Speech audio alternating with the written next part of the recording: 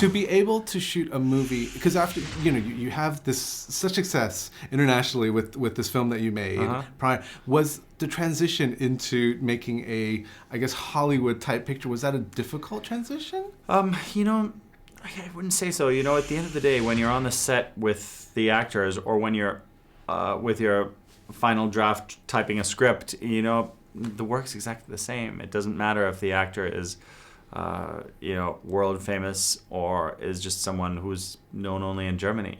It makes a difference because you have a huge number of fans and paparazzi around or something like that, but that doesn't actually change the way that you I was actually going to ask you that. To be able to shoot a film in a place like Venice, and every moment there are people around trying to take some type of photo of your two leads. Was that difficult for you to kind of control, or after a while was it just fine? Just I think at the beginning it took me a while to just find a way of fading it all out and just not paying attention to all that, not to be distracted by it.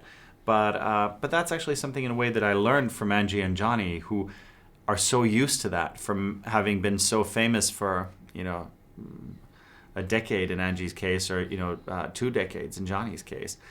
They know how to do that, how to just block it all out, and it was an important concentration exercise. When you work with 2 actors who come with so much like celebrity baggage, I don't know, is it? Obviously they're good actors too, but was it interesting to watch them kind of drop all of that when the cameras roll? But that with them, they don't only drop it when the camera is rolling. They never have any celebrity attitude, and that's the thing that I've noticed about people who are really at the top of their game. They don't. They're not divas, They are incredibly, in the context of my film, I hate to use that word, but down to earth people who have just a real grip on reality. And are just real pros, And I've noticed that the kind of people who really make your life difficult are not the top level people. They're like the second tier, who feel that they should have had the bigger career, and why don't they have all these little things and so on. And the real great people, they don't care about those things, And they totally understand if you're busy with something else and not looking only after them and all that, and they're wonderful. To make a film like The Tourist, when I was watching it, I really loved the fact that it had this almost retro, I don't want to use retro, but there was this kind of almost timeless quality to it, or like kind of a heyday type movie. So was that kind of the tone that you wanted to play with when you were making it? I didn't set out to pay homage to any particular type of film or anything, so not consciously, but I did think, what have I enjoyed in Hollywood, so to speak?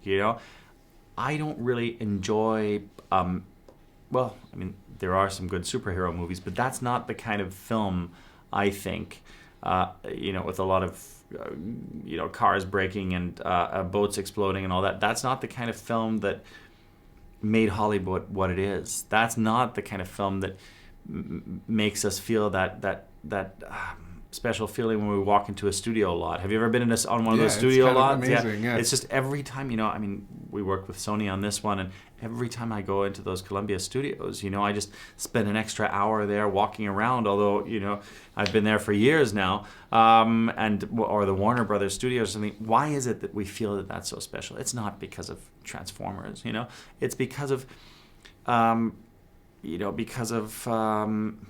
Marlon Brando, because of Rita Hayworth, because of Marilyn Monroe, those or Humphrey Bogart, or Clint Eastwood, those kind of beautiful, cool, supernatural people. And Angie and Johnny are like that, And I wanted to put them into the most amazing settings, create a story full of tension and adventure and sex and romance, and